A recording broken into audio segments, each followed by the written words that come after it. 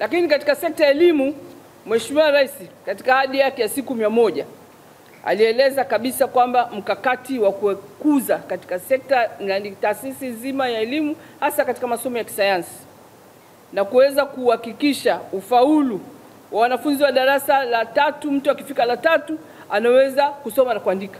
Umeona kwa mara ya kwanza tu watoto wa darasa la 2 wamefanya mitihani ya ufaulu kwa ajili ya kuhakikisha tunaenda kuboresha sekta yetu ya shule ya msingi.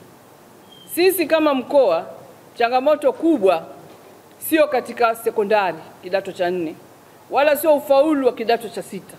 Ni ufaulu wa shule ya msingi, lakini na utoro katika eneo letu la watoto wa shule ya msingi.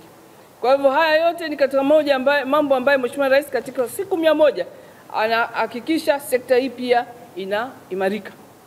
Lakini vile vile ni kuanzisha mpango mkakati na pamoja ya kushirikisha waajiri, taasisi hizi, vyuo vya VETA, ili kuhakikisha kwamba na vyuo vikuu, kuhakikisha kwamba mahitaji ya viwanda na mahitaji ya sekta zingine yanaendana na vyuo vile vya ufundi na vyuo mbalimbali ambavyo vinahitaji kazi hii, ili wanafunzi wakitoka waweze kuajirika.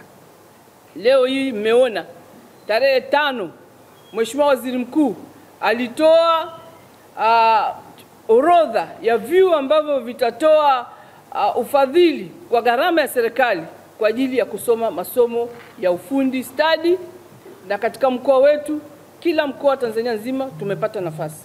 Chuo ambacho kitashiriki katika ufadhili huu wa serikali ni chuo kilichoko Handeni, ambapo vijana wetu watakwenda kujifunza ufundi stadi.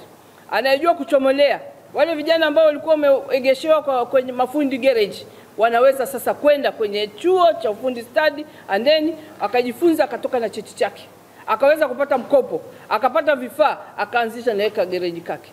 Au ni fundi wale wa welding wanaotengeneza aluminium glass au madirisha ya aluminium, au wanatengeneza milango ya grill, anaenda anajifunza, anapata cheki, anarudi. Wanakwenda kushona, wanafanya ufundi mbalimbali. Hii ni nafasi yao.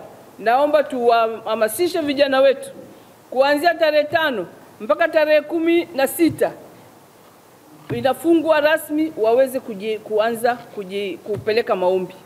Shule hii inategemea ianze mwezi wa Januari. Nadhani katika tarehe kama sio 26, 28 chuo kitaanza.